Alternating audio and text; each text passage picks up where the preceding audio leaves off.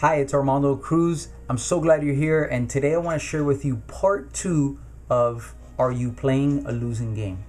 If you haven't watched part 1, or if you haven't read part 1 because it wasn't a video, go to the link below and read it and give some feedback, because before I want you to kind of dive into this, I want you to start creating some awareness of what is a losing game and start thinking, hey, am I playing a losing game?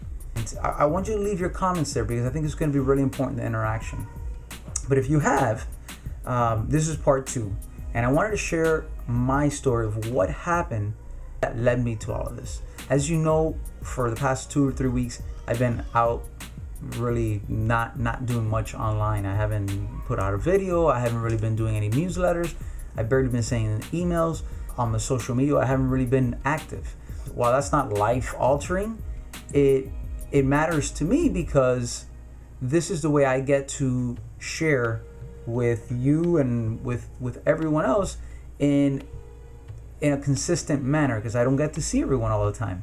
So I create videos and content to be able to offer value as much as I can. And what ended up happening was that my computer crashed, and it took forever to get it fixed. They said they would get it fixed.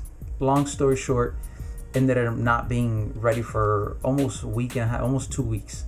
During that time, I just couldn't bring myself to write. I couldn't bring myself to create anything, because I was just so frustrated and just felt like I lost. Apart from all the information I lost, all the the pictures I lost, as frustrating as that was,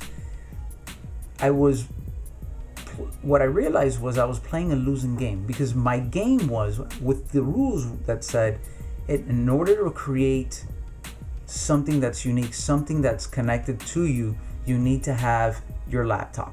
Those were my rules for my game. I could have easily gone on my wife's computer. I could have gone on an old, PC that has internet connection and done stuff online. Most of the stuff is done online anyway. So it wasn't really something that I physically could not do, but mentally I could not do that. And I don't know if it's happened to you, but I've seen it with clients and myself as well. This thing about falling off the bandwagon.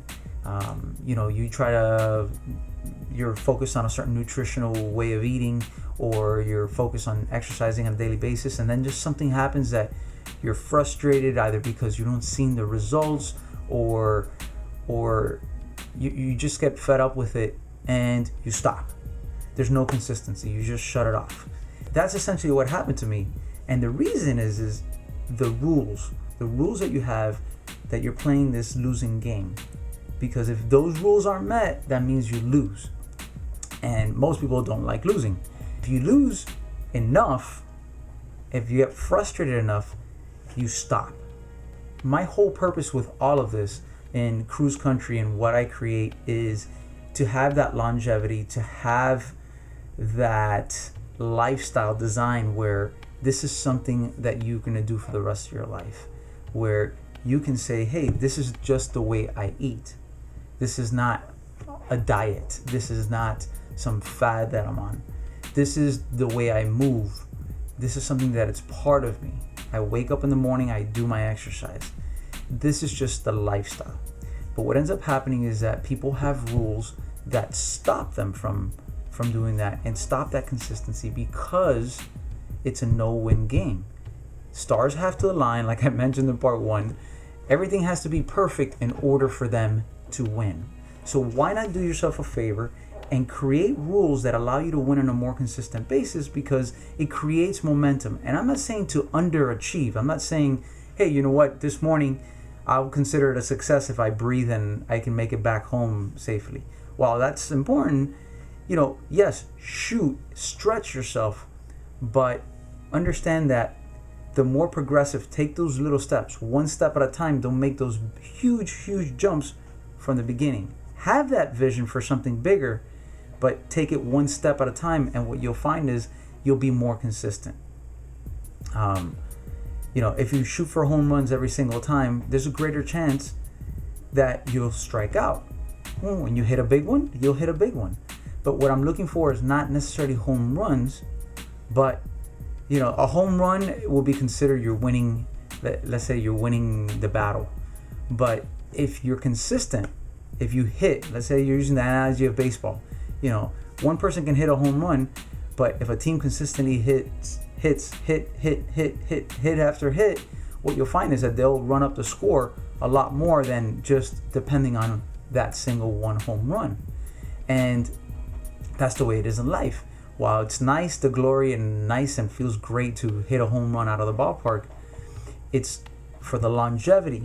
When you maintain that consistency of hitting those hits, what you'll find is you'll get better results over time, and results that are duplicatable and consistent. So I hope that this has been helpful. I'm glad to be back. And like I said, I'm not perfect. That happens to me too. And that's one of the reasons why I make this. It keeps me accountable, and it helps me reflect. And hopefully this has been helpful to you, allowing you to start creating a winning game and reevaluating what games you are playing in your life. Have a great day, and leave your comments below. What do you think about it? Take care.